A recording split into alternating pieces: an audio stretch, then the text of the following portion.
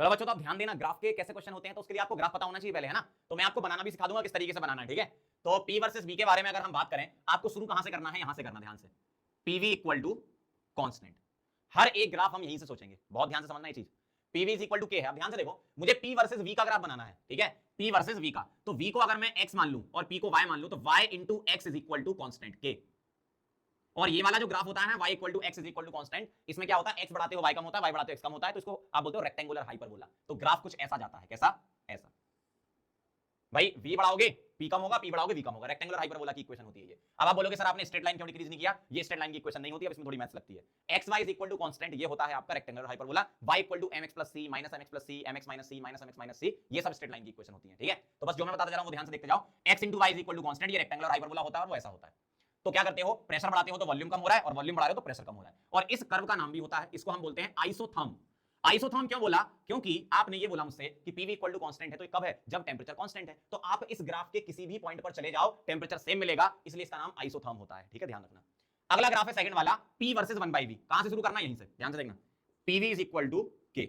अब मुझे किसका ग्राफ बनाना है, P वर्सेस 1/V का। किसका, P वर्सेस 1/V का। मतलब 1/V अपने आप में एक क्वांटिटी होनी चाहिए, 1/V अपने आप में एक क्वांटिटी होनी चाहिए। मतलब P is equal to K, V को मैं उधर ले जा रहा हूं तो आएगा ये 1/V।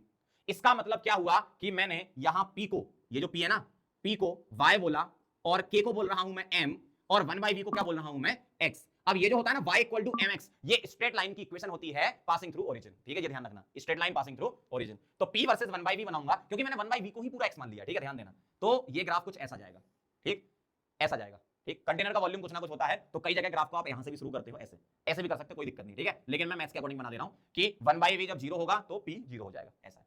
चलो आगे बढ़े। मतलब लॉजिकली ऐसा पॉसिबल नहीं कि 1/V 0 हो और P 0 हो। गैस है तो कुछ ना कुछ प्रेशर लगाएगी, वॉल्यूम कुछ ना कुछ होगा कंटेनर का, लेकिन फिर भी हम मैथ्स के अकॉर्डिंग ग्राफ बना देते हैं ऐसा। log P versus log V, अगला ध्यान से देखना जरा, कहां से शुरू करेंगे, y इक्वल टू mx से। मतलब कौन सी वाली, sorry y equal to PV equal to K से। कहां से शुरू करेंगे, PV इक्वल टू K से। log लेना है तो log लेना आपको आना चाहिए, log दोनों तरफ ले लो, तो log P into V is equal to भैया log K। log मतलब बेस 10 वाला। अब log A इंटू B क्या होता है, log A plus log B। सही जा रहे हैं बिल्कुल, ध्यान से देखते जाना, ऐसा। अब log P और log V का ग्राफ बनाना है, तो log P को यहीं रखो, log P को यहीं रखो, log V को उधर ले जाओ, तो minus log V plus log K, log K, ठीक है।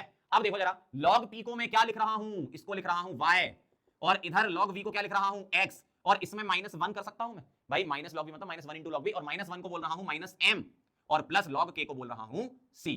तो y is equal to -mx plus c का ग्राफ। ये ग्राफ किसका होता है, स्ट्रेट लाइन, इंटरसेप्ट पॉजिटिव है, स्लोप नेगेटिव है। इंटरसेप्ट पॉजिटिव मतलब लाइन के ऊपर, ओरिजिन के ऊपर, और स्लोप नेगेटिव मतलब ऐसे घटा दो इस तरीके से। तो स्लोप क्या है, -m मतलब -1, तो स्लोप क्या है इसका, -1। और ये इंटरसेप्ट क्या है बताओ जरा, c, c मतलब log K, log मतलब बेस 10 वाला। समझ गए बात को, बहुत सिंपल है।